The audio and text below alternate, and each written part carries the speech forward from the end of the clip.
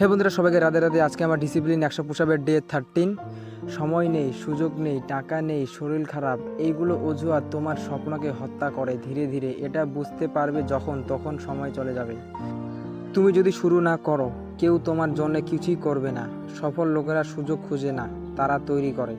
আজ না শুরু করলে আগামীকালও একটাই কথা বলবে, সময় পাই নাই, টাকা ছিল না, বাড়ির সাপোর্ট ছিল না, ভালো ফোন ছিল না। তাই অজুহাত বাদ দিয়ে আজ থেকেই শুরু করো। তোমার যেটা গোল তার জন্য প্রতিনিয়ত কাজ করে যাও। সাকসেস একদিনে আসে না, সময় লাগে।